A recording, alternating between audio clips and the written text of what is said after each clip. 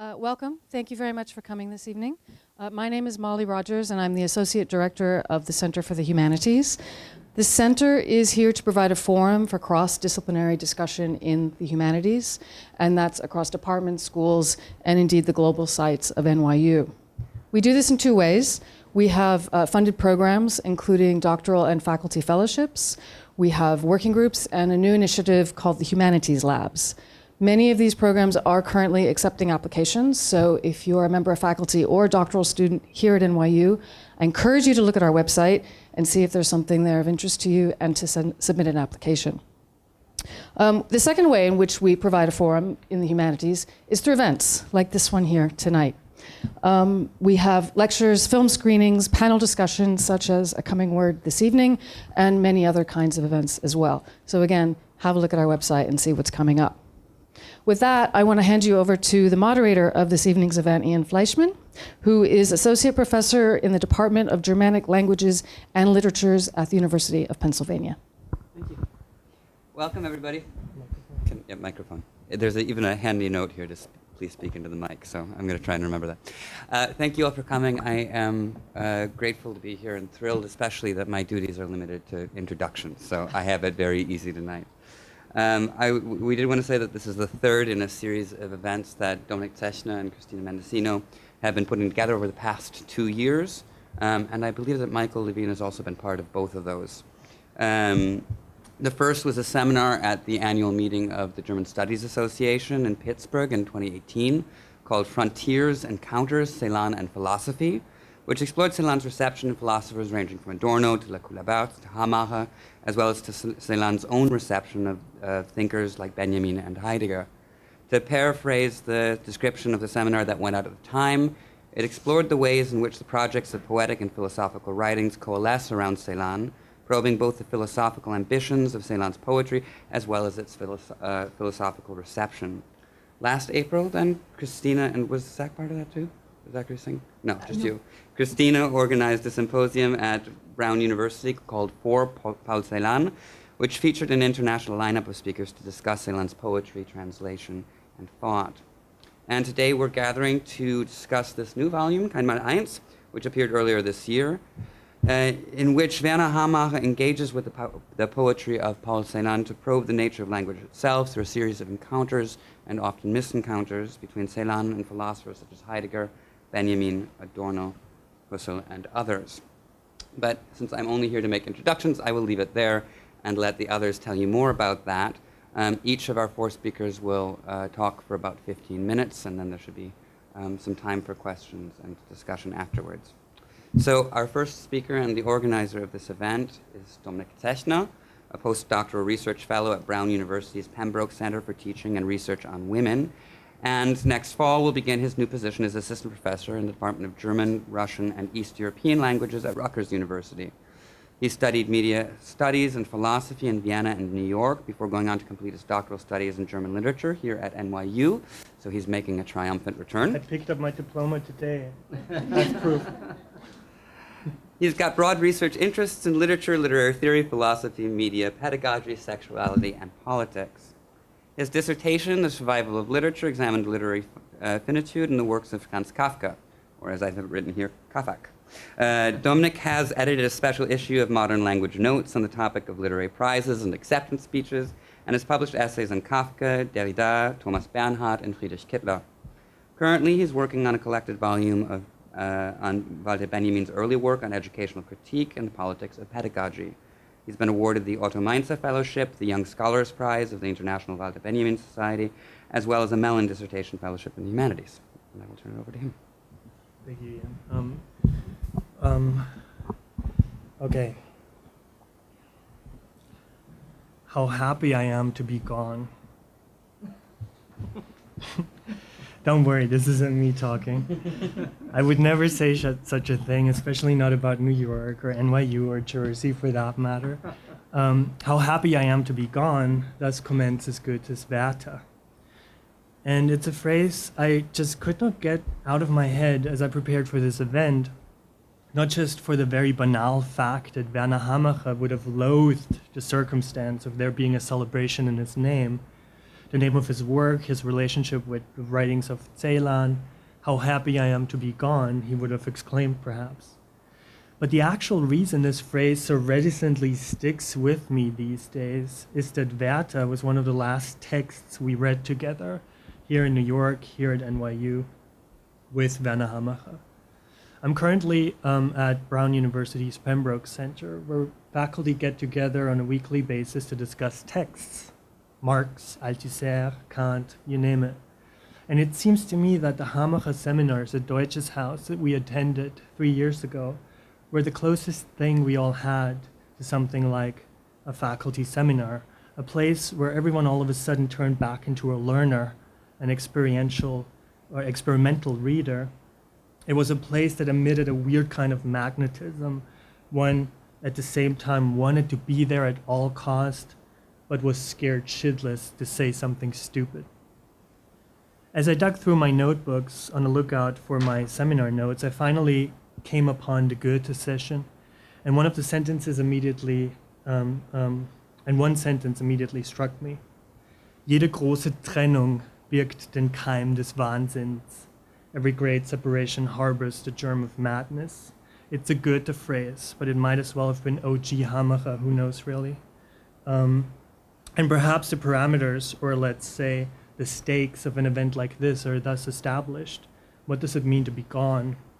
How do we deal with the sheer madness of separation, but also how does one return? After all, I could have decided not to take my initial cue from Goethe and say what Austrians usually say in America, namely, I'll be back. Before approaching Hamacher's Celan, let me take a moment to thank everyone who made this event possible. First of all, let me express my gratitude to the Center for the Humanities at NYU for the hospitality we have been granted, to Director Uli Baer, not least for his own path-breaking scholarship on Celan, of course Molly Rodgers and her team for the professional assistance that we received in setting this evening up. And special thanks also go to Elisabeth Strohwig and the German department, and Emily Apter, the Department for Comparative Literature, for co-sponsoring this event. And furthermore, let me thank Zachary Singh, Suzanne Stewart-Steinberg, and Martha Helfer and their respective departments at Brown and Rodgers for supporting this event. Finally, let me thank my co-panelists for doing the homework and reading the essay collection that I assigned. And of course, I thank you all for coming and listening to us. The volume we have gathered to discuss includes 6 essays on Paul Celan, written by Werner Hamacher. One of the only 2 of which have been published before in the original German. Looking at the topical scope of these texts, what seems to be at stake overall, but each time in an entirely new fashion, is the relation between poetry and, let's say, philosophical thinking. This is not to suggest that philosophy were a stable discursive entity and that so-called philosophers with whom Celan engaged were easily identifiable as such. Yet I think it is safe to suggest that Hamacher, at least here, in this book, preferred to think in pairs, paired up his subjects, attempted to get a sense of Celan from within constellations that involved the relationship between concepts and words. One such constellation has Celan read Benjamin on Kafka. And instead of qualifying the argument or providing a reasoning or counter-reasoning through which he could enter into an abstract discourse on Kafka, Celan opts to poeticize the concept. This describes a process for which he never really knew how to account. In a letter to Hans Bender, he lamented in 1954 that he does not know how to define more closely the why and how of the qualitative change undergone by the word when it becomes poetry. Das Wie und Warum jenes qualitativen Wechsels, den das Wort erfährt, Gedicht zu werden, weiß ich auch heute nicht näher zu bestimmen.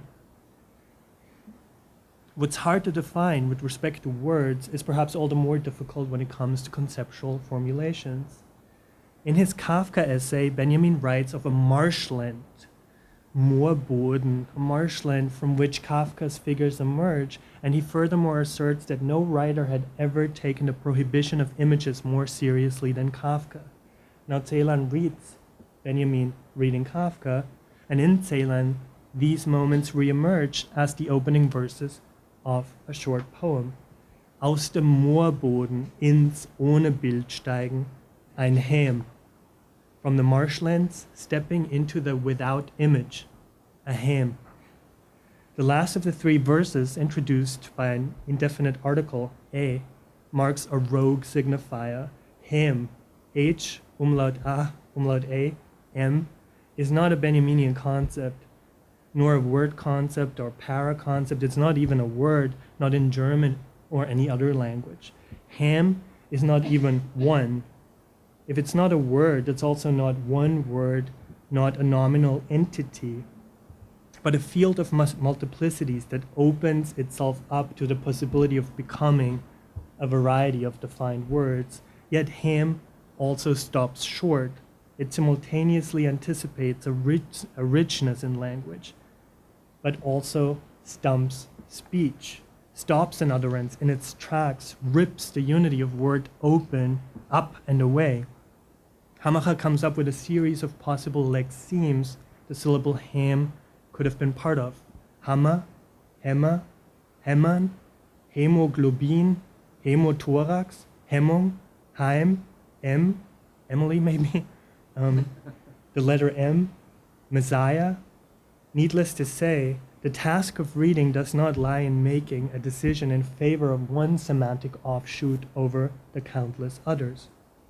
On the contrary, the reader sustains the uncontainable multiplicity of ham, something Celan aptly called Vielstelligkeit des Ausdrucks, the polyvalence of expression, one could say, or closer to the signifier, the multiple positionality, the multiple placing, or places of expression. Excuse me.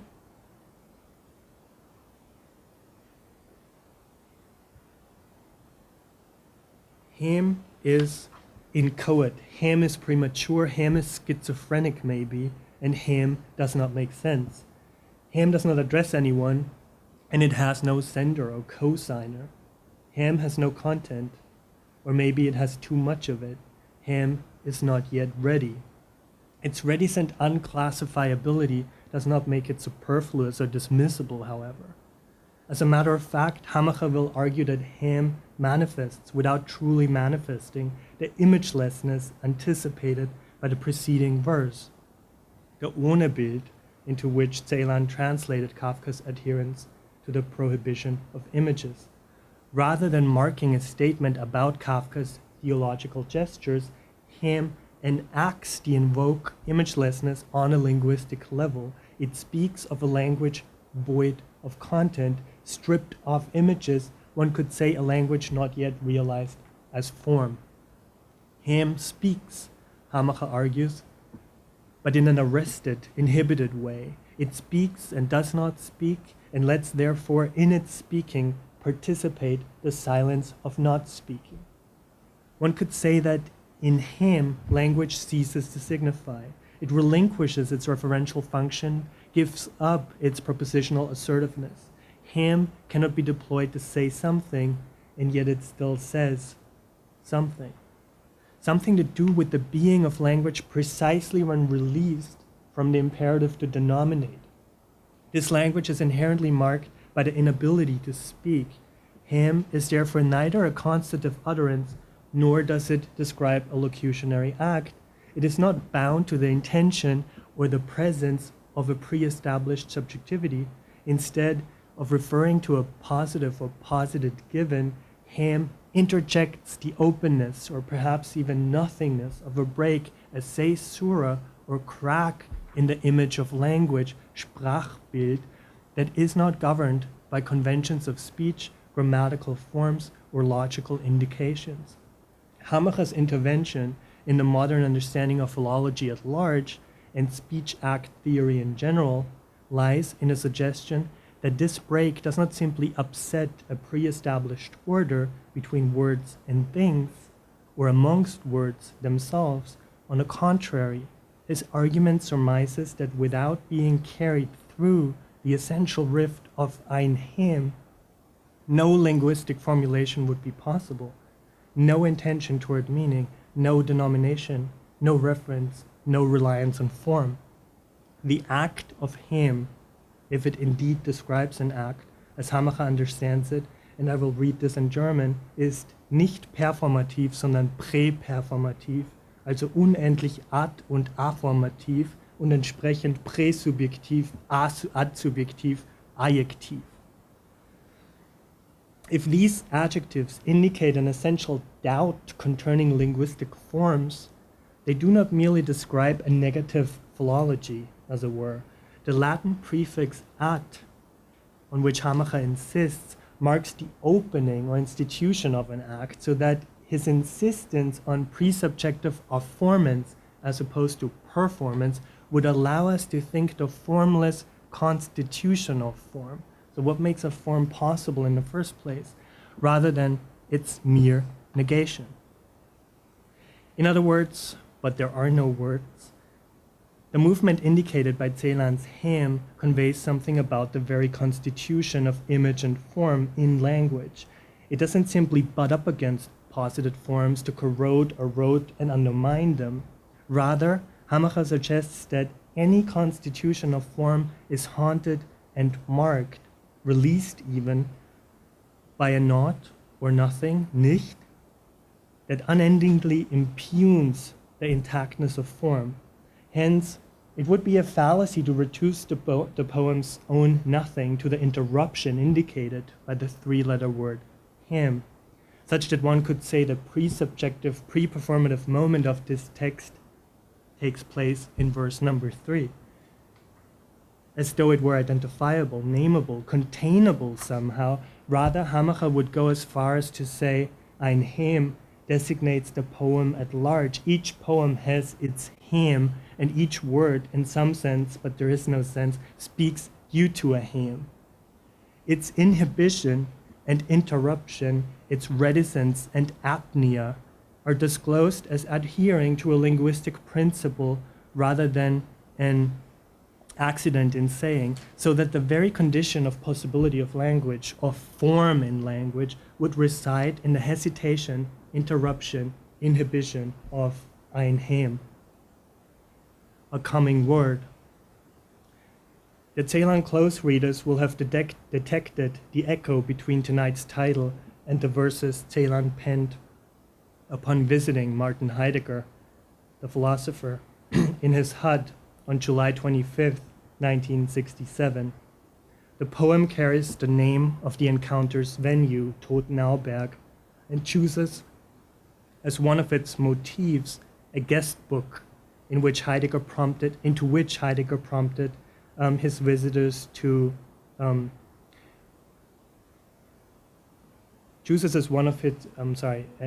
Totenauberg chooses as one of its motifs the guest book which Heidegger prompted his visitors to fill with traces of their presence.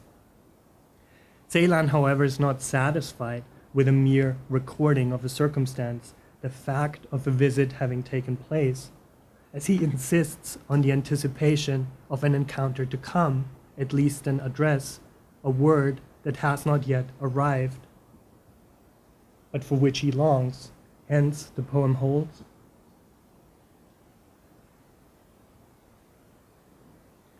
Die in dies Buch geschriebene Zeile von einer Hoffnung heute auf eines denkenden kommendes Wort im Herzen.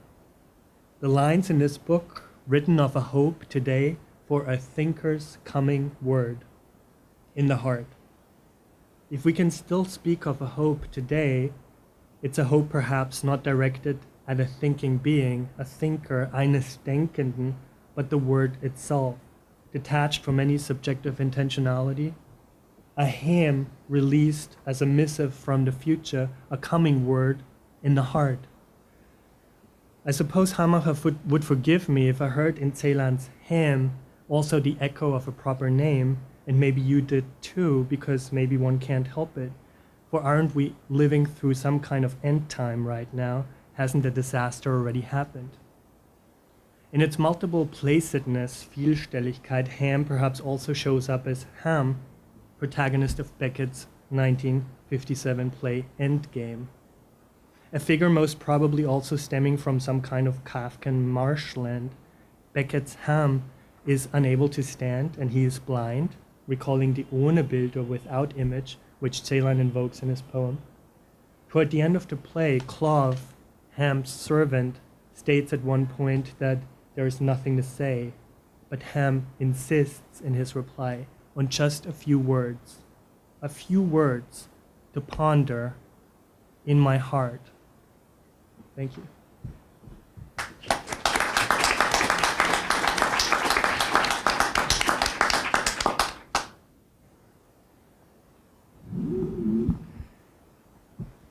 Our second presenter, Christina Mendocino, is newly associate professor at the German Studies at Brown University, where she was previously an Andrew W. Mellon Assistant Professor of German Studies and the Humanities, and where she served as undergraduate chair. She studied theater, German Studies, classics, and comparative literature at the Eberhard-Karls-Universität Tübingen, the Rheinische Friedrich-Wilhelms-Universität Bonn, and the Goethe-Universität Frankfurt am Main. Having completed her doctorate in German Studies at Yale in 2012, she held a postdoctoral position at the University of Notre Dame before joining the faculty at Brown in 2013. She's published extensively, and I just looked at the CV, so I can very much say extensively, on subjects ranging from ancient Greek poetry to 20th century literature, including on Paul Celan. Her first monograph, Prophecies of Language, The Confusion of Tongues in German Romanticism, which appeared with Fordham in 2016, examines the structural relationship between prophetic speech and translation at the turn of the 19th century, and the works of Hegel, Wilhelm von Humboldt, Schlegel, and Hölderlin. Her new book, Announcements on Novelty, should be appearing any day now. Thank you. There's also a handout for my talk, but I'll begin so as to be on time. Okay. A 0 degree same. So it seems, so it seems, so to speak, from before the start of Werner Hamacher's essay, To Auto dasselbe, whose title opens with what would seem to be Greek and German words for the same, beside further markings that say nothing, but rather give pause. A pause in saying the same, but also a pause in saying the same, in saying as taken and thereby missed as missed taken, as such. Whether one were to grasp it through the nominal identities that are recognized as the same or dasselbe in Husserl's phenomenology, or through the modes of identification Heidegger discloses in Being and Time, where beings are said to show themselves as they are already implicitly understood, and that is to say, comprehended, taken to hand, zu handen, handled and used, and where the same phenomena are brought to appear explicitly only when the apophantic usage of words lets them show themselves again in sameness. To say next to nothing of how Heidegger later modifies the notion of saying as saying the same through the correspondence which should occur when thinking hearkens to the call of being and thereby calls being to itself, yielding the mutual belonging or Zusammengehörigkeit, which Parmenides had also called the same, to auto, in the line that reads, to garauto noi nestindica enai, for the same is to think, and so too to be. It is along these various lines, among others, that the same has been said and that saying has been said to say the same for over 2 millennia, whether it be called to auto or dasselbe, and it is the saying of the same in all senses of that phrase that Hamacher zeroes in upon, with the syntagma or paratagma, to auto dasselbe dash dash, but that is at the same time altered and opened otherwise, at the very latest with those dashes that mark off where the same is no longer said as such, where it is perhaps no longer said at all, and where the same and its saying could therefore be said to be utterly dashed and annulled, if it were not for the fact that the 2 dashes are also more similar to one another than the 2 words dasselbe, and that there is 0 telling, strictly speaking, what or whether those dashes should say, what or whether they cut off from what was said of the same before. Whatever else may be said of it, precisely in redoubling the saying of the same, then disrupting or demarcating said sameness with a double dash, the line or lines of Hamacher's title recall the minimal structure of the same as it is exposed not, or not only, in Parmenides' to auto and Heidegger's dasselbe, but also and initially in Paul Celan's poem from the collection entitled Die Niemandsrose, the No One's Rose, namely zu beiden Händen, on both hands or to both hands, which appears on your handout. a poem which differently articulates what those two thinkers had called the same and which cuts out in a similar, if not identical way, to Hamacher's title. I quote from the last strophe. Dasselbe hat uns verloren, dasselbe hat uns vergessen, dasselbe hat uns. The same has lost us, the same has forgotten us, the same has us. Dash, dash. In a preliminary commentary on these verses towards the beginning of his essay, Hamacher points out that the relation between thinking and being, which Parmenides had said to be the same and whose sameness Heidegger had characterized as belonging together, comes together again here. This belonging together, Hamacher writes, as the last strophe suggests, is considered the same, as a relation between thinking and being, end quote. But with the difference that in this strophe, being and thinking are given another turn in being, quote, experienced here not in holding, but in losing and forgetting, end quote. And if there may at first seem to be a contradiction, if not opposition, between Celan's poem and Parmenides' poem, but also between those movements of losing and forgetting and any evocation of them as experienced, nothing could be more mistaken than to take this constellation as a clear-cut contradiction and consequent impossibility according to, say, a logic of identity. Far from what may seem to be impossible according to the most foundational propositions of logic and ontology, whether one recurred to a formula for identity, as in A is A, or whether one emphasized A's being the same as itself, far from both possible ways of thinking the same, however near the poem may come to evoking them, it is a trait of thoroughgoing scission and indecision that is critical to Celan's poem To Both Hands, as it is to Hamacher's commentary, and as it will have always been to saying and saying the same, which scission precedes contradiction and identity alike, as well as any thinkable correspondence to being that may have made either or both possible. Of course, the losing and forgetting that are named in the last lines of Zu beiden Händen would have to occur, as Hamacher says, as a sinking away into the unthinkable and the unsayable, end quote. And thus not only as an occurrence that escapes all experience, but also as one that is nonetheless said precisely as it could not be. But to mark this contradiction, this counterword to all diction, is also not to say that the losing and forgetting the poem speaks of could not have occurred. Rather, the double evocation of loss in these lines could then only be the radicalization of that losing and forgetting of which they speak, the forgetting of the forgetting, and therefore the forgetting of what is already no longer thinkable or possible as the same. In a word, what is already no longer the same when the same is said to have forgotten. Hence, Hamacher writes, quote, Verloren and vergessen indicate a relation of the same to us and to itself, through which all that could be thought and said within the sphere of the same devolves to loss and forgetting. Hence, even this verloren and vergessen is lost and forgotten, and even says its utmost other. That their speaking and meaning suspends. Yet this suspension is not the only thing the same comes to say in the end. Celan's lines also say that the same's loss and forgetting would also have to have preceded all that may have been said as and of the same before. Once again, despite the apparent contradiction, as Hamacher says, between a privative a priori and the taking for granted assumption that something must first be had to be lost. For on the one hand, as Hamacher says, quote, the poem, besides the verb wuchsen, this is in the first strophe, speaks everywhere in the present. Hence, the perfect tense in the last strophe must be parsed strictly as pre-present, which means that the same has begun with its loss and has spared and withheld itself by absolving itself from itself in all modifications of its being uttered and being there, end quote. And on the other hand, as Hamacher's reading prepares and allows us to see, this notion that the same has begun with its loss will have already been said, albeit not in the same words and with no word of the same, from the outset of Celan's poem Zu beiden Händen, in the very lines where the preterite verb wuchsen appears, and where Celan's vocabulary recalls and alters the near yet distant parallel to Hamacher's word of pre-present loss that may be found in Heidegger, whose existential hermeneutics circles to and from the premise of what he calls an a priori perfect, namely the implicit pragmatic interpretation of the world that Dasein or being there will have always already held in its grasp of that which is to hand, zu handen, in order to, zu, do something else, before any explicit theoretical thematization of what or who is there.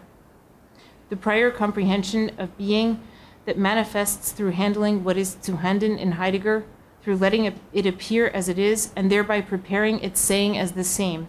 All of this is most concisely recalled and altered when it is said in Celan's opening verses of zu beiden Händen da, wo die Sterne mir wuchsen. To both hands there, where the stars grew to me. And all of this is at the same time exposed to be at a loss ab initio. For even and especially if one should recognize the same words in Celan as in Heidegger, the initial appearance of the stars to hand, whose phenomenality will have been of such a nature that it comes to be through their accrual to me, and all the more so if one recalls that wachsen, to grow, to wax, to accrue, is the root of those inflections of being that Heidegger traces to phuein, the Greek word for to grow, to open up, and ultimately to the fa of phainesthai, to appear. This is nothing that corresponds to Heidegger's description of a being there that is concerned about its being in a surrounding world that practical operations should bring to light. Rather, Celan's poem opens with a dimorphic, dichotomous version of Zuhandenheit that similarly indicates even there that the same has begun with its loss and has spared and withheld itself by absolving itself from itself and all modifications of its being uttered and being there, as Hamacher had said of the last lines. For when the stars are said to have grown to be at hand in Celan's poem, what shines through is precisely nothing of use, far from the hammer Heidegger takes as his first example of Zuhandenheit, but closer to hem. While the distance of these stars from any distance or nearness to the skies, far from all heavens, near to all heavens, as it is said, keeps them from functioning like the stellar or solar signs whose lights provide orientation and coordination according to Heidegger. Hence, at the extreme that Celan's zu beiden Händen will have reached from the start, there could be no relational nexus of graspable tools and signs, missing as it does any further aiming to, zu, that more usually marks the Zuhandene as what it is and what it means. It marks, in lieu of any being there, the unmistakable opening of a world in its absence, such that even stars could not signify stars or signify as stars. Thus, if the poem may seem nonetheless to trace an implicit phenomenal structure of Zuhandenheit, the initial default of a world in which the stars could implicitly or explicitly mean yet, also means that the stars mark first and last of all nothing that is, but the sheer appearance of a name which could, if anything, name nothing but its sheer appearance, as one word for stars had also done in, say, Parmenides' Greek, both being called phenomena, whereby the reduction of all stellar and other phenomena to these stars, to the stars, as Hamacher emphasizes as well, says at the same time that phenomenal appearance could not appear as such, that the same name unnames itself, and thus speaks its being at a loss to say what it says, that nothing is at hand to manipulate, and that nothing could have grown or shown to be that also and at the same time may never yet have been. The paronomastic evocation of awakening that follows the waxen stars could therefore only open to this pre-present vacancy, quote, how it awakens there, wie wacht es sich da, rendering the exclamation questionable and barely distinguishable from the question that it also may grammatically be. To return to the beginning, namely at a loss, both the initial verb wuchsen and the later verbalizations of having forgotten and lost indicate the same, differently, and they do so in tracing the withdrawal of all that is said to be and all that is said to be the same as they speak. Hence, when all mention of stars and world disappear in the wake of the initial announcement of zu beiden Händen, this waxing silence would only make explicit the sight of aphenomenality that will have opened through our midst ab initio, and in saying nothing of them as it goes on, in letting them be foregone and forgotten, the poem says the same as before. Throughout the trajectory that is traced, the same would be other than itself from the outset, and in this way that is also none, a diaporia, as Hamacher calls it. It would be beyond itself, beyond self-contradiction, and yet opposed to nothing, just as it is said, the same being none other than this moment of what Hamacher calls dissemination in the English version of his essay. Such would be the experience of the language of the same and the same of language that Celan's poem and Hamacher's essay traverse, and that the dashes will have marked off to the extreme, an extreme experience in the precise sense of passing and perishing, perire, through, per, out, ex, a thoroughgoing X or zero experience through and past the dashes that leave all closing word thereof utterly open-ended, and thereby open per se, for yet another word or none to go through. Once again, the dashes make graphic the movements of self-differentiation and separation that no talk of the same could ever have done without, whether it be said as to auto, dasselbe, or any other phenomena that may be named and mistaken to hand. The dashes marked with these different names also say, to the extent that each name should say the same, and therefore could not have said the same itself, without saying at the same time that its imparting will have parted with itself for another, each beside itself.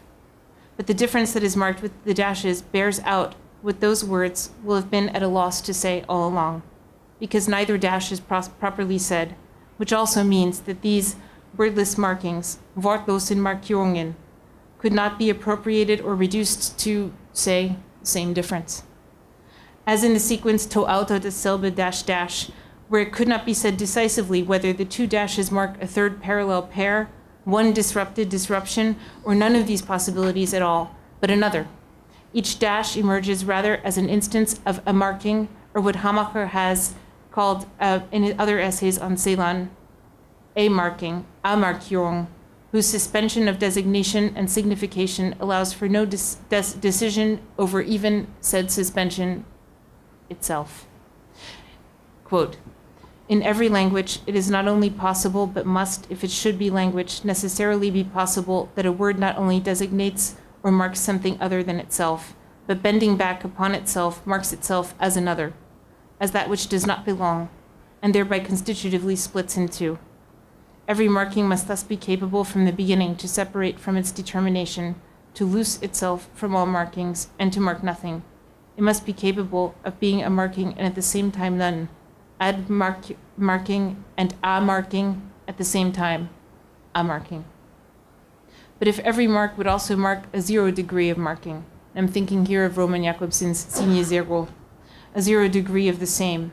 Celan's zu beiden Händen allows this a priori pause in saying and in saying the same to come through, with every word, and with the very words that will have most persistently been thought to identify the same, but also without and beyond those words. Hamacher's to auto dasselbe dash dash opens that pause further, exposing a philology, quote, in the pause of language, end quote, and which, as he says of Celan, extends as a fermata beyond its utmost end. Thank you.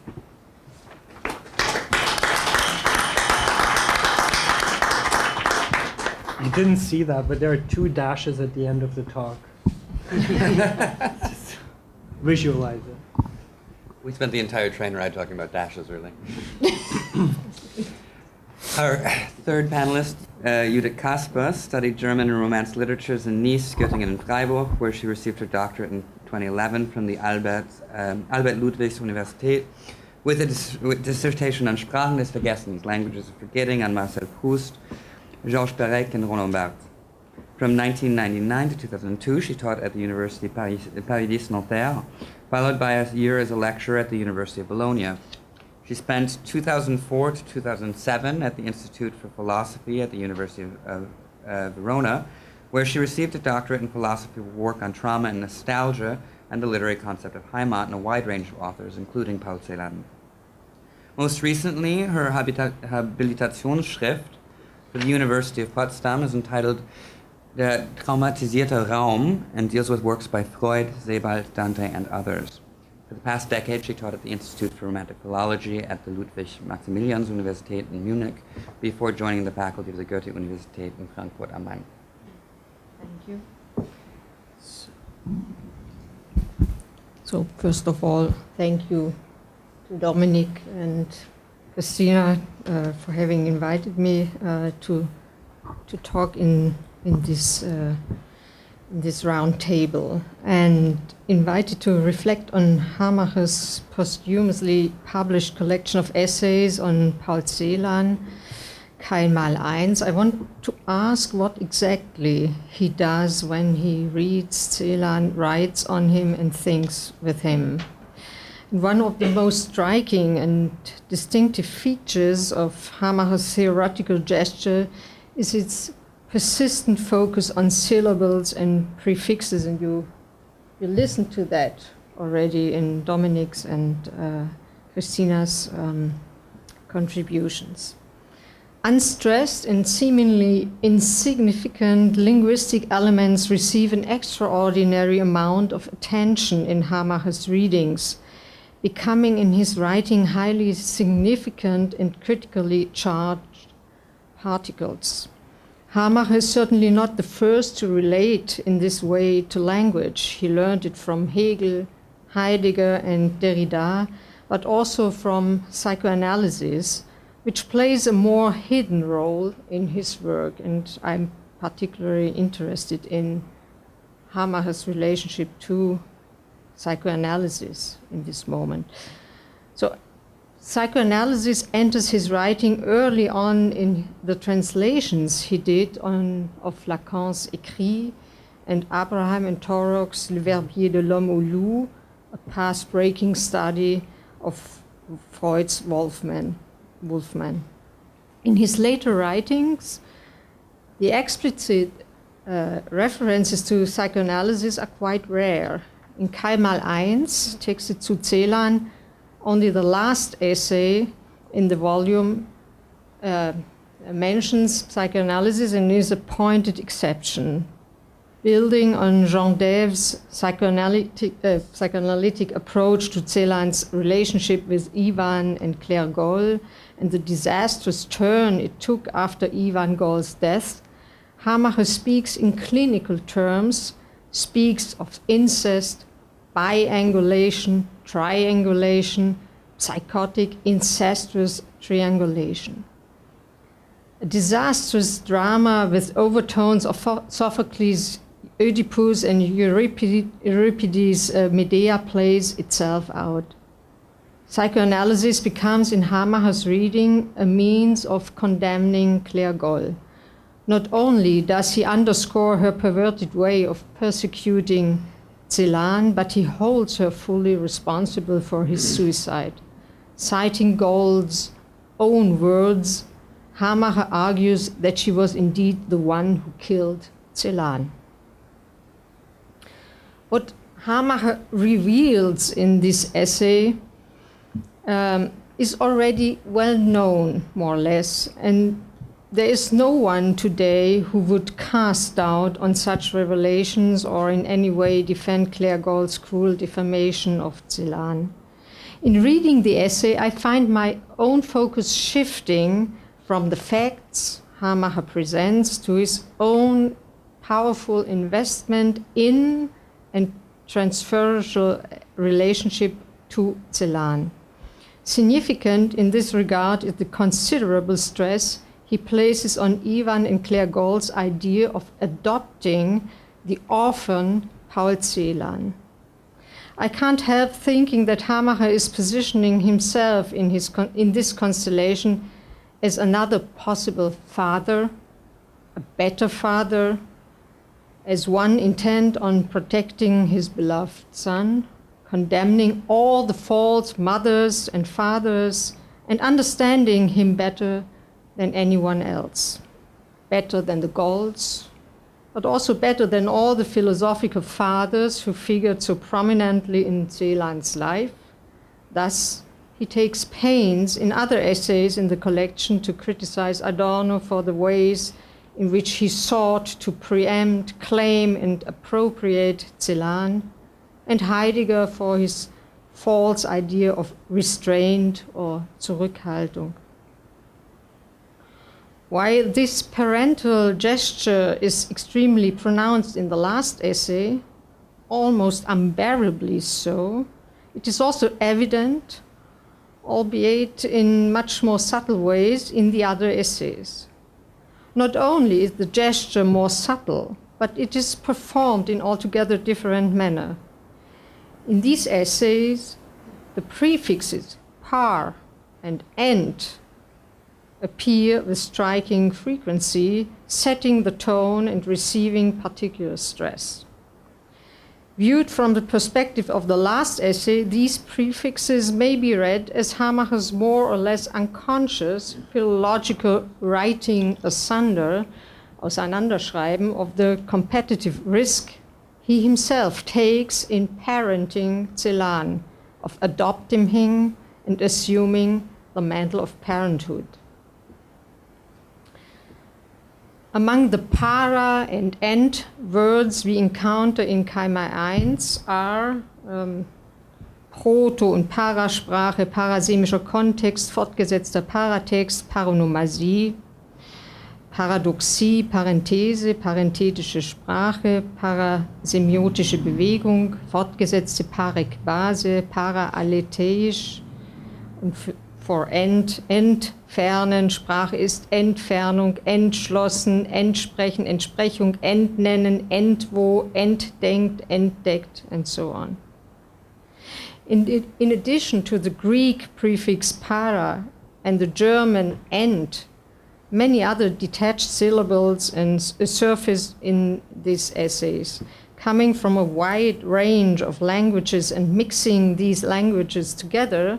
Prefixes such as fer, an, apo, ana float like linguistic flotsam and jetsam on the surface of Hamacher's texts. What effect do these prefixes have if not to push every gesture of reference, every point of reference, in short, of every Verweisung in the direction of Verweisung or orphaning? Once again, it is a homophonic shift that leads us to the question of the orphan. Verweisung, with the A, marks an interruption of parental reference, a severed relation to philosophical and literary tradition, a failure of etymological derivation to ensure and stabilize meaning. As a homophone, Verweisung marks an internal dislocation of Verweisung, an orphaning of reference, which can no longer be viewed simply as a way of constructing meaning and getting a grip on language. Hamacher repeatedly displaces words and concepts by linking them to a para, and, or end. Such displacements have the effect of undermining a strictly logical mode of argumentation, a mode syntactically at least he maintains. Allowing his language to drift in this way, he discloses a space where argument, logic, and reference are no longer available. A drift into the interstices of language, in spaces opened within and between languages, he leaves reference, significance, and linguistic history behind. It is an exploration in which Celan, the orphan, becomes Hamacher's parent, his guide and companion, perhaps. Approaching Celan on the bias, and in fits and starts, Hamacher turns incessantly around his poetry, reading it as a multi-layered, asemantic, anasemic, paronomastic, multilinguistic Babelian fabric. And in this space of the intertextual and the interlingual, essentially monolinguistic philosophers like Adorno and Heidegger can't help but miss Celan. Not only does Hamacher make contact with this dimension of Celan's poetry, but in doing so prompts one to question whether the language in which these poems are written is still in fact German. Time and again he shows how the German surface of those poems covers a host of foreign words, words that insist in and peek through the seemingly German ones. Such words have a strange way of rhyming with and ringing through them. The rhymes in questions are unanticipated and sporadic, becoming the site of a violent and even traumatic encounter between semantically unrelated verbal units. And these encounters occur not only in the pairing of words or the rhyming together of lines of verse. They may also be said to occur in the latent echoes one hears in the sounding together and breaking apart of seemingly intact German words brought into contact with signifying fragments, partial signifiers, standalone prefixes, and isolated syllables. Such contact creates rhymes. So-called German words in Celan's poetry have a way of losing their status as words. Rather than seeing them simply as words, Celan himself views them as vielstellige Komplexe. And you already underlined this important point. Hamacher follows Celan in this view. In Ham, he thus writes, and I read it in German and then paraphrase it. Ham ist nicht eins. Es ist nicht ein Wort, keine nominale Einheit, sondern ein vielstelliger Komplex von möglichen Wörtern und überdies ein Wort, in dem jedes Wort abgebrochen wird. So Dominic already showed very well how works and Hamacher himself works with Ham in these multi-digit complexes, meanings and sounds come together, not however in a logical or parental way, that is, they do not form semantically grounded word families. Instead, they come together in contingent ways as accidental meetings and mysterious encounters, as complexes and complications which refuse to be unfolded and semantically smoothed out. What exceeds semantics, what cannot be reduced to sense-making structures, Hamacher calls it the semi- and hypersemiotic, the asemic and anasemic, sometimes even the parasemic. Semiosis, he paradoxically insists, is parasemiosis. It is also worth pointing out here how Hamacher creates something on the order of a conceptual cloud, how in the midst of his tight syntax he works in nebulous phrases and cloudy passages. Thus, for example, a straightforward rhetorical term like paranomasia, used since Quintilian to describe emotionally charged wordplay based on echo effects, is itself paronomastically displaced. The same can be said for the term anasemia, which is ana and disseminated in signifying chains, stretching from asemia to parasemia and the parasemiotic. Hamacher does all this to make the point that linguistic elements may be brought together in ways not dominated by semantics or logic. In which ways, then? Sometimes Hamacher calls it contingency, adding that there is something very precise in this contingency.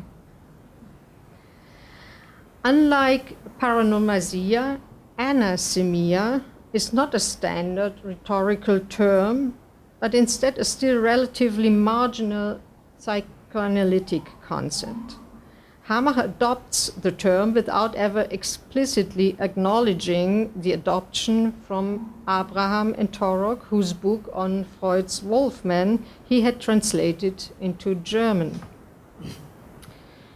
Abraham and Torok introduced the concept of anasemia to describe a psychic dynamic in which a word is designified only in order to be differently resignified on the level of the unconscious. Following this dynamic in the case of the Wolfman, the two French psychanalysts seek to decipher his plurilinguistic unconscious.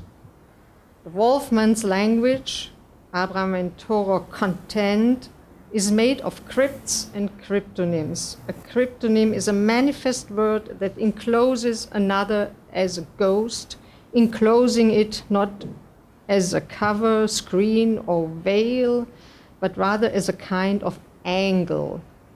In fact, another term for these cryptonyms is in French, mots anglais, in which resonates also mots anglais. You have it here? Yeah. English words, angled words, haunted by English words. According to Abraham in Torok, at the moment when a linguistic element shifts from the system conscious to the system unconscious, something of the drive source, la source pulsionnelle, the drive source of an utterance comes to light. Something traumatic and at the same time sexual emerges when signifiers begin to tremble and oscillate, emerging not in one signifier but between them, in the midst, that is, of their echoes, rhymes, assonances, and paranomasias. Some examples from the Wolfman's case. Not you, in English, not shoe, in Russia, the night. A double in English, is you, issue.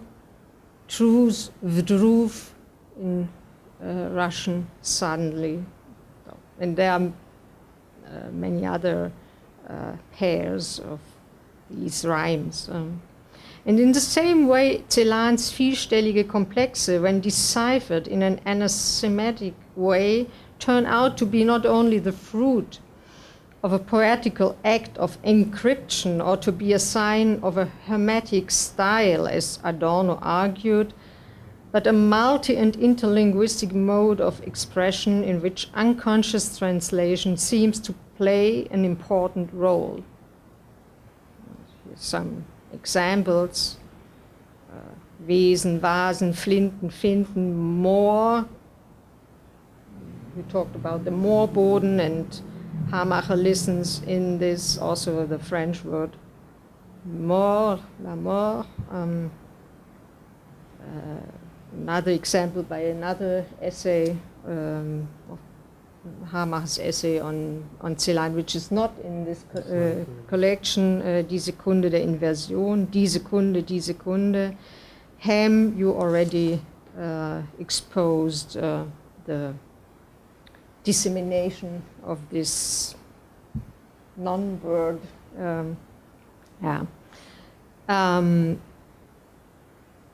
Curiously enough, Celan and Abraham were more than just contemporaries. Both were Holocaust survivors, both lived in exile in Paris. It seems, however, that they never knew nor read each other. They met instead in a kind of angled way in Hamacher's writing. And even here, it is not clear if it's a conscious meeting or the fruit of my own anasemic reading of Hamacher. And one of the many open questions I have concerns Hamacher's relationship to psychoanalysis. Why, as an acute reader of Freud, Lacan, Abraham, and Torok, and as a translator of the last three, was he at the same time extremely reluctant to write about psychoanalysis? Why did he never come back to these writers, even though it's clear that his philology is informed by psychoanalysis? Why didn't he declare the provenance of the term anasemia, a term so often used by him? Why does he treat the term as if it were his own creation, as, if you will, an orphan he adopts? Why would he have denied the parents or the parents of this term? It is clear that he avoided the use of clinical vocabulary, probably in order to avoid the risk of pathologizing Celan's poetry, of treating it in simplified psychological terms, as is all too often the case. It is also clear to me at the same time that psychoanalysis had an impact on Hamacher, most notably in its ways of reading otherwise, as Shoshana Fellman once put it. Hamacher's last essay on Celan, in the volume but also in his lifetime, Suggestion, is a strange and uncannily massive return of the otherwise strictly avoided clinical vocabulary of psychoanalysis. Indeed, this essay doesn't really contribute to a fruitful meaning of Celan's texts. By overprotecting and identifying with Celan, by posing as Celan's protector and parent, the essay tends to cast Celan as a victim and to confirm the traumata of his life. It is tragic that Hamacher's writings on Celan end with this last essay. It is as if, in the end, he had, like Celan, stopped believing in the power of the Gegenwart, the power of the non-coincidence of meanings. It is as if he had followed Celan into suicide. Thank you.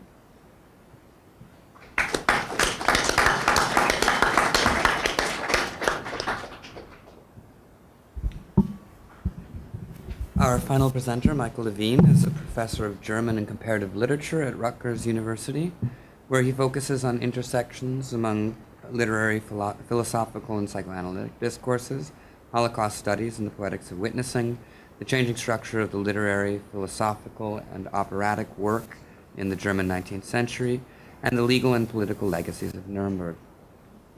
He is the author of countless articles and 4 books, including A Weak Messianic Power, Figures of a Time to Come in Benjamin, Derrida, and Celan, which appeared in 2013, and most recently, Atomzerstörung zu einem Gedicht von Paul Celan from last year, which presents a reading of Celan's poem Die Silbe Schmerz in the light and tradition of reflections by Werner Hamacher, among others. Thank you very much, Ian. And it's really such a delight to see friends, former teachers, colleagues, students here with us tonight. We come together tonight under the heading A Coming Word, Werner Hamacher, Paul Celan, in order to reflect on the collection of essays written by Hamacher and published earlier this year under the title Kein Mal eins. As the organizers, Christina Mendocino and Dominik Zechner, stress in their description of the collection, what is especially at stake for Hamacher is Celan's relation to what is called philosophy. As has already been noted, our title, A Coming Word, comes from Celan's famous poem, Toten Auberg, where he writes,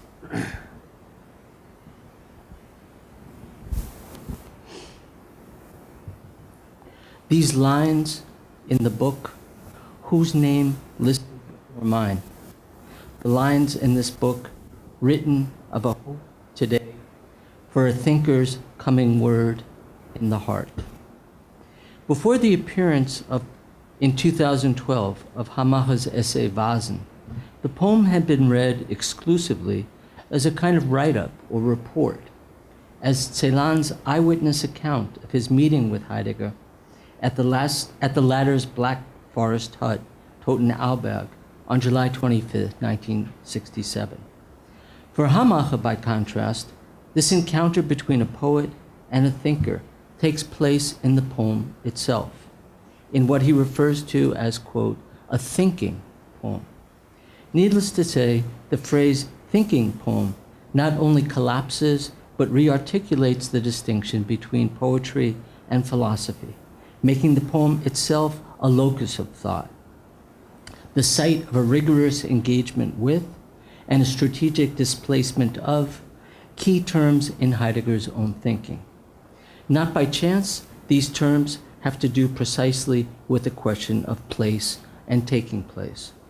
Thus, the poem puts unusual stress on the preposition in such phrases as in the hut, in the book, in this book, in the heart, in the upper meadow.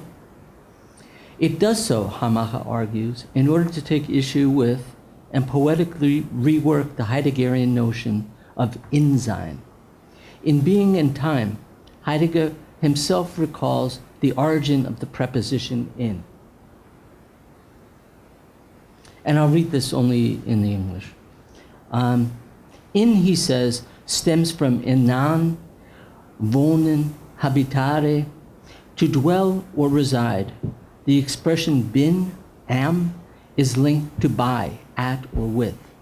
Ich bin connotes I am dwelling, residing at, familiar to so-and-so in the world. Sein, as the infinitive form of ich bin, I am, can be understood existentially as staying at or with, familiar to. In sein is thus accordingly being's formal expression of Dasein, which has the essential constitution of being in the world. I dwell on the small, seemingly insignificant preposition in Celan's poem and its relation to Heidegger's notion of in-sein for the following reasons.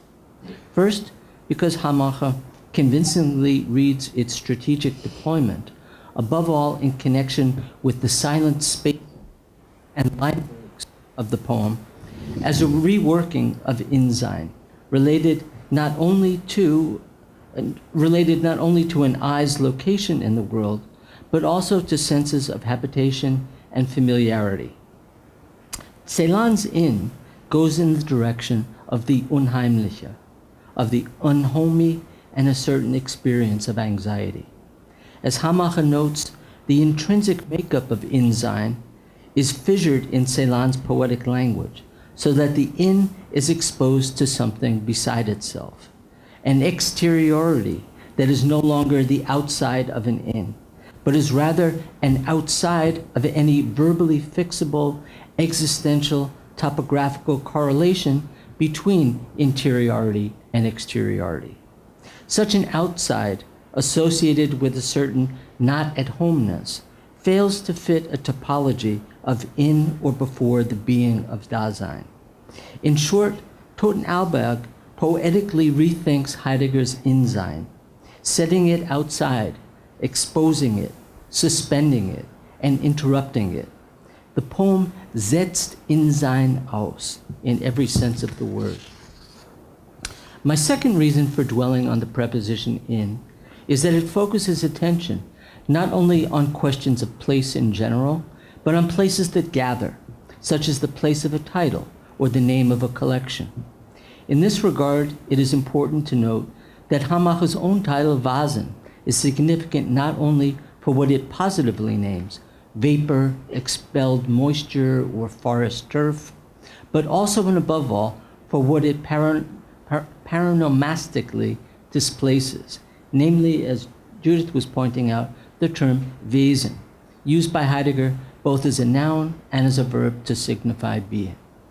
Once again, Celan's engagement with Heidegger takes place not as a direct confrontation between a poet and a thinker, but as a series of more or less silent displacements, as a destabilizing movement from within, rather than a solidly grounded critique from without. These displacements are associated with the strategic deployment of line breaks and paronomastic shifts, both of which have the effect not only of dissolving Heideggerian terms, but of allowing something more anxiously fluid and unlocalizable, an exteriority that is no longer the outside of an in, to provide other coordinates for rethinking the relation of poetry and to what is called philosophy. Among these silent displacements should be counted the title Totenauberg, which, as was noted earlier, effectively shifts the site of encounter between poet and thinker, from Heidegger's Black Forest hut to the poem itself. Another such displacement may be read in the chiasmic shift from the phrase, "these lines in the book," an allusion to Heidegger's guest book, in which Celan had written his name, to the lines "in this book," referring now to the poem's inclusion in the collection Lichtzwang. My third reason for dwelling on the preposition in has to do once again with the question of place. this time understood specifically as a place of gathering, and even more specifically, with the place toward which the movement of the poem may be said to gather. It is a question, in short, of the poem's closing alliterative cadence, feuchtes viel, soddenness much. As Hamacher emphasizes, feuchtes viel contains a protest against Heidegger's topology, insofar as it is a monotopology and a phonotopology, adding, and I quote, "Through the mute zone of writing and the comma-signaled pause, feuchtes viel speaks, or more exactly, writes, as a movement that withholds itself from solidity and substantiation, and preserves the multiplicity that in this movement keeps concepts from any unity or evening out." While the poem's elements are said to converge on or around one word, feuchtes, as though this word had served as a gathering point, as a place toward which the various elements had in the end been brought together, Hamacher goes on immediately to specify the principle of gathering. Neither solid nor substantial, the word feuchtes implies elements linked in a diffuse and fluctuating system.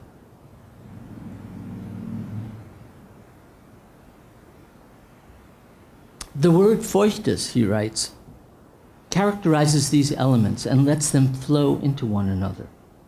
It is the word's collective and yet singular meaning, among various meanings, that answers the question of Wesen, what it then might be.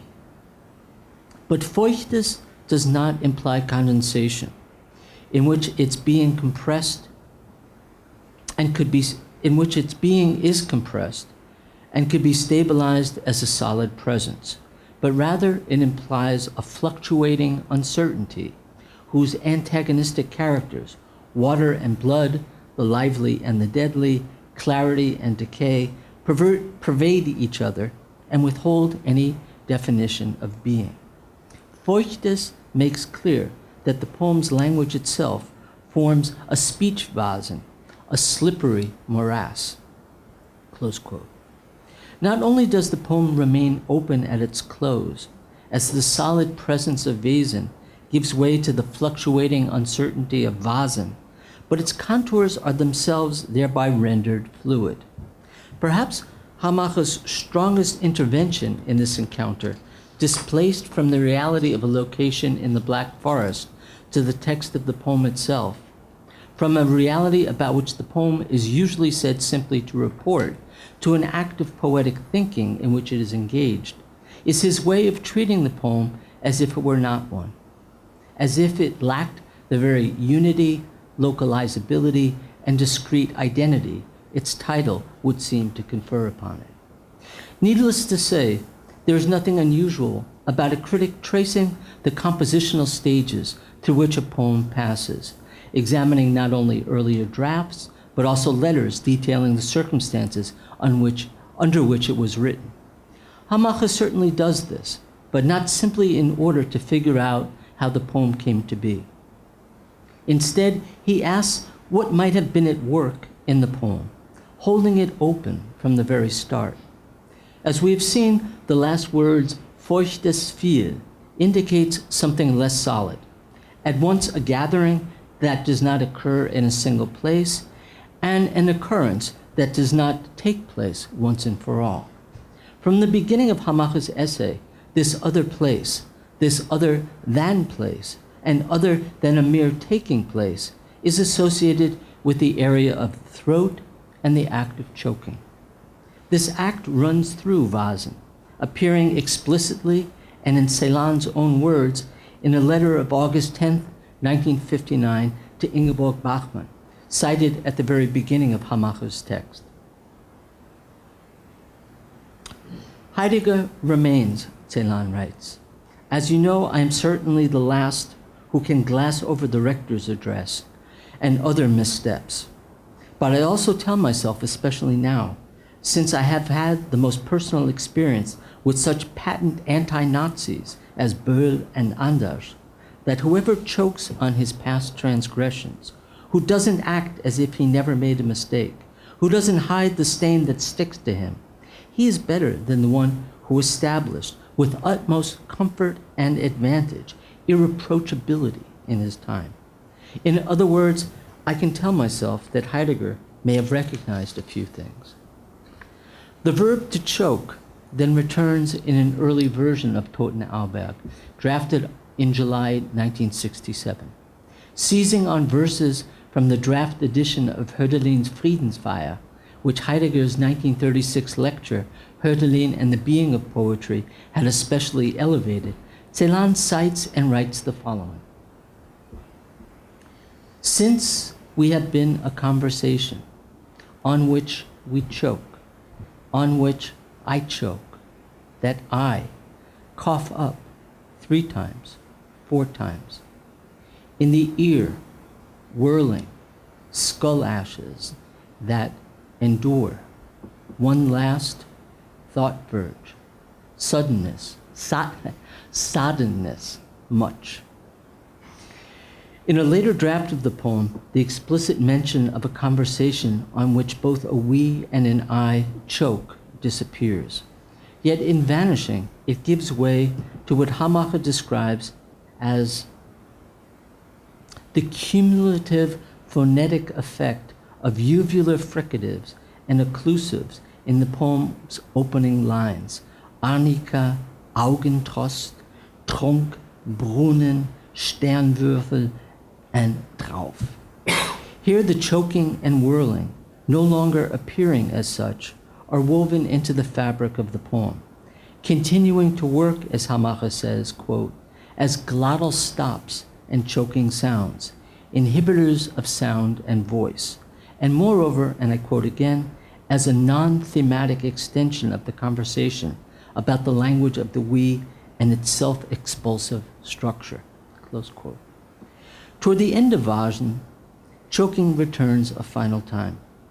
Linking the term Knüppelpfade, translated as the fretted path, but also with resonances of a club or cudgel, to Heidegger's Unterwegs zur Sprache, Hamacher notes that Celan's poetry is not only, quote, on the way to language, but more radically on the way to a language that has no language, toward what is in no sense a language. His poetry is also, he adds, on the way to the muteness violently robbed of speech, from which speech has been withdrawn and withheld, toward a muteness from which speech has been cast out, and to the silence of what must speak, even if it chokes on the words, of this muteness and silence. Knüppelpfade are those that after a murder speak of this murder and never stop, close quote. Having traced the theme of choking through Hamacher's reading of Totenauberg, noting how it appears with regard to Heidegger already in the 1959 letter to Bachmann, and then again in the early drafts, and more subtly in the acoustic dimension of his poem, I would like to conclude by suggesting that it also carries over beyond the end of the text. Indeed, it is no doubt this choking that keeps the text from coming simply and definitively to a close.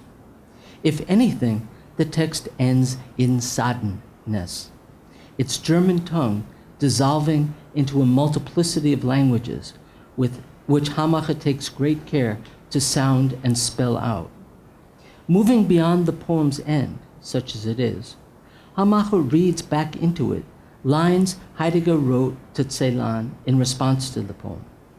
Dated January 30th, 1968, these lines are cited by Celan in a letter to Robert Altman a few days later. The word of the poet who says Totenauberg, Heidegger writes, who names a place in a landscape where a thought tried to take a step back into baseness. The word of the poet, which is at once encouragement and warning, and which preserves a memento of a Black Forest day of many moods. Since then, we have left much unsaid to each other. I think that there is still a day in which to talk about the unspoken. Close quote. The conversation Celan had described in an early draft of Totenauberg as one on which both a we and an I choke, a conversation that will have remained stuck in the throat, calling for and resisting expression, has, as Heidegger sees it, been continued in silence. That the silence is active and itself a mode of communication is suggested more strongly in his German than in the English translation I provided a moment ago. Seitdem haben wir uns vieles einander zugeschwiegen. Hamacher's discussion of this silent conversation is worth citing at length. Heidegger left no doubt that he continued his conversation with Celan in silence. He also left no doubt that he understood Celan's poem as an encouragement and a warning, not to leave it at this, but rather to break the silence and publicly speak against any association, in his person or in his thought, with complicity in murderous politics, eine mörderischen Gleichschaltungspolitik. He left likewise little doubt that for him such a public statement remained out of the question, and that what he meant by still a day in which to talk about the unspoken could only be a conversation, most likely the continuation of a private conversation with Celan. Close quote. So to return to the coming word with which we began, the one mentioned in the third strophe of Celan's poem and alluded to in the title of our round table, the hope Celan had expressed for this coming word, this hope he had in Heidegger himself, was no doubt disappointed. Yet as Hamacher adds, and I quote again, Celan does not seem to have been disappointed only in his political hope.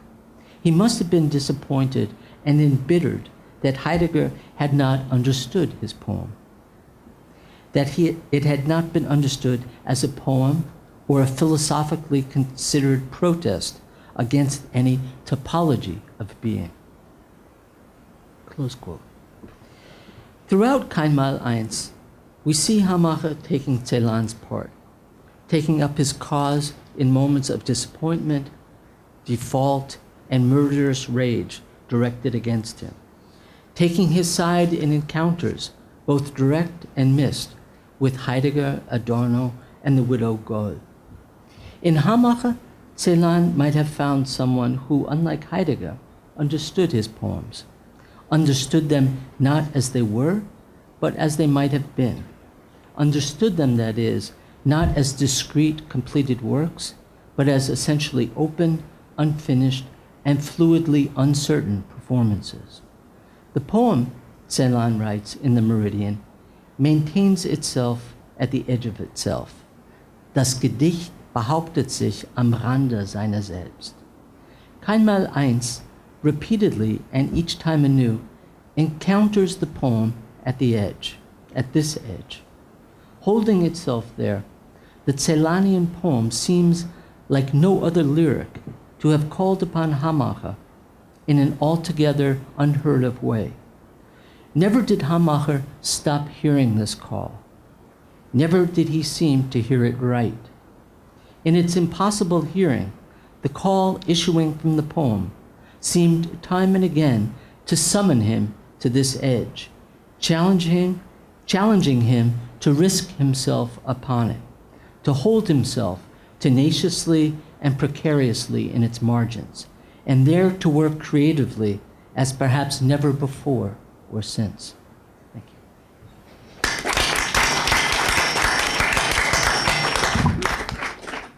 Thank you to all of our speakers, and thank you to all of you. We do want to open up the floor to questions and spend at least a little bit of time with that. Yes? I do have a question. I'm sorry, after just having spoken, to be the first one Please. to ask it, but I felt that it would be important just to begin. I have a question for Judith. I was rereading also the essay on Dev, and I was noticing that the vocabulary of psychoanalysis from the very beginning, the title is Suggestion d'émergence in French originally. Not originally, there's a German manuscript, Michel Cohen-Halimi translated it, and it appeared in French before the appearance in German in this book. And when he does, he talks about suggestion as a rhetorical term. He goes back to Latin rhetoric, when he talks about biography, and he's responding to Dev's text, Celan, The Days and the Nights, which is a very biographical attempt to recover something forgotten. He says that the suggestion that one may turn to a biography so as to address also a literary oeuvre, for example, implies ab initio that life is structured like a language, only because of this connection through language to thinking about a life. Would such an enterprise even be thinkable? And so I wonder, that being the case, when a turn to something that appears to be a psychoanalytic vocabulary occurs, would this also not have to be thought as a language that becomes displaced through this reading as well, cannot be decided and fixed as such? Wouldn't the Verweisen have to be also not the last word about the structures that are in play and at work in this particular reading of what is actually addressing a biographical text to begin with? Can I add a footnote to the question? Since I also have some thoughts about Judith, and then you can respond to. Of course, you threw us a curveball, and you did it with some pleasure, I think. And that's good, tough love. That's what NYU is known for.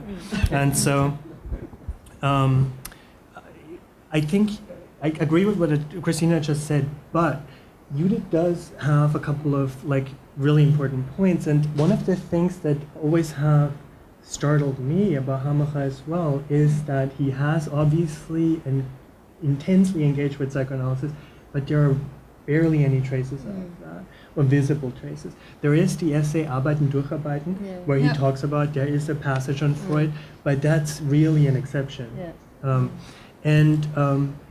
There is definitely this displacement going on when it comes to concept that you just pointed out. However, one of the concepts that interests me that you haven't mentioned, I don't think, is aphanesis, that Hamacher brings up when he talks about the phenomenal deconstitution of language. So language doesn't refer to phenomena anymore. It basically withdraws into a kind of mutism or silence, right? And that concept comes from Ernest Jones. Ernest Jones introduces it to talk about the disappearance of libido. And Lacan was very interested in that. And Lacan says Ernest Jones makes no sense whatsoever, but that concept, there's something there. And so Lacan picks it up. And of course Hamacher knows all of that. But he takes it out of that context and here's something in it about language. And I think that, and of course that is a huge discussion, but I think that's the breaking point, is that Hamacher is not interested in subjectivity. He's not interested in the unconscious as the unconscious of a subject. If he is interested in some kind of unconscious, it is the unconscious of language itself, if there is such a thing, right? And so if there were something like a psychoanalyse in Hamacher, it would be like a philogoanalyse, you know, something That's like sort that. of what I was trying to say right. and trying to ask, like how you would maybe think about that. Yeah, I think I totally agree. I was personally really shocked by the clinical vocabulary in the last essay. There was another tone, and when psychoanalysis in a more latent and subtle way enters in his writing and listening to words and language, in fact, it's very productive. And I think this is a very strong side of a certain stream in psychoanalysis, at least after Lacan. And it's strange that he rather rarely declares it. So there is something really for me it's really not resolved, because he hides really this. He has to hide this background, and then for me, it's the strangest essay, the last essay, because it's like it's split it between meditation on the word suggestion, and then there's something of the biographical that comes back in such a strong way, and these are really strong words, and he takes pains really to condemn Claire Gall. He's not the reader. There's something else which happens in this last essay. Probably a great anger, a great also sort of much more really tone, and it was his last talk in Frankfurt, last public talk. It was on Zorn. How it is anger, but it's Zorn. It's very strong anger, and it comes here back. So, and He had a lot of time. Yeah. and We know that.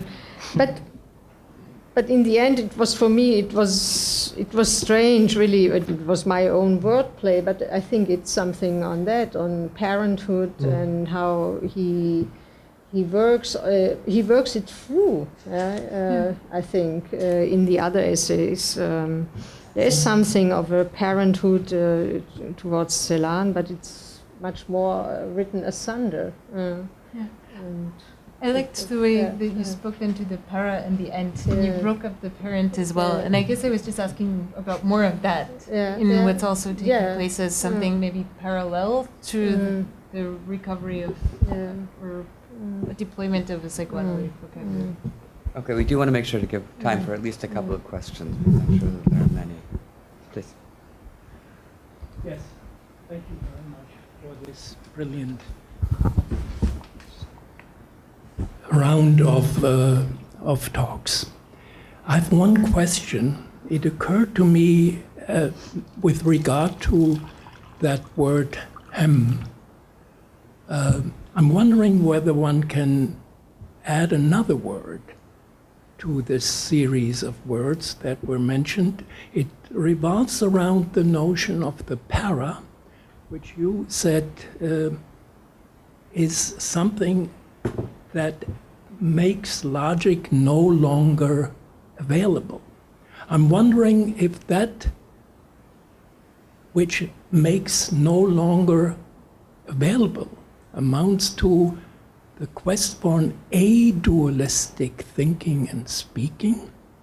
I could also use the word that Michael used, a chiasmic mode of speaking, writing. And that this notion of the adualistic thinking, speaking, indeed an adualistic ontology, is alluded to by Aristotle. There is a word which means at once, you mentioned that, simultaneously, and it is a Greek word, obviously, Aristotle. It's called Hama. Yeah. That might be a nice addition, I think, to the series of words. It alludes to Hamacher and alludes to that impossibility with regard to a certain speech writing to maintain an outright dualistic logical thinking, by which is not meant irrational. That adualistic thinking, writing, speaking is prior to rational and irrational. It is that which Derrida speaks of the complicity of contrary values prior to any distinction making. Hama. Thank you. Do you want to say something? It's in him. He does go there too. Yeah, Yeah. he does mention it. And interestingly, I mean, I'm sorry. obviously, Obviously, the indefinite article is important. Yeah. Fred, Ham is preceded by the indefinite article ein. It's decidedly ein Ham. Genau. But Yeah. then Christina followed up by talking about zu beiden Händen. So obviously, Genau. Yeah. Yeah. it's both and, right? Yeah. Thank you. But where Biden is no longer 1 + Yes. 1. Yeah. Other question. So here's the Emily? I'm still trying to think about this question of the psychoanalytic and where it goes. And I was thinking, well, you could kind of make the same argument in Derrida, where he's more consistently involved with the thinking poem or the thinking text or the question of philosophy, although we have all those essays in Psyche and, in fact, he writes obviously a lot more than Hamacher and more openly, but so I'm wondering in a way if some of this ambiguity or unresolved question in Hamacher is weirdly displaced into his engagement with Derrida, who, it's a sort of, he already has done that, in a sense, pulled psychoanalytic thinking into philosophizing.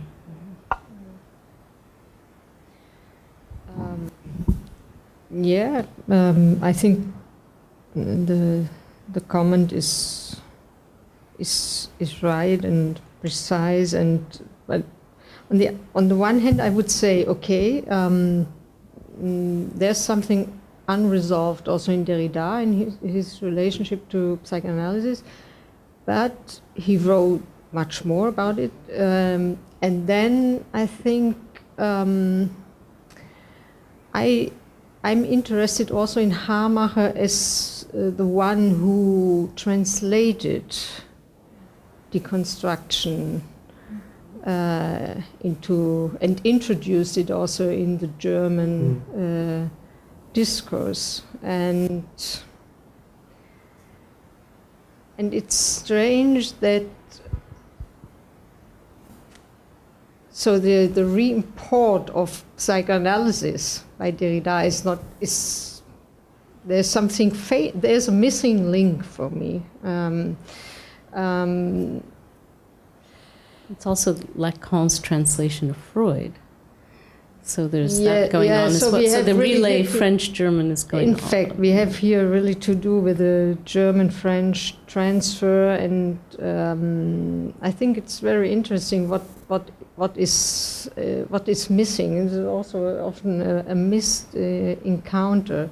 For instance, another thing, perhaps, or put it in other words, one could also ask why we don't have any wit in Hamacher.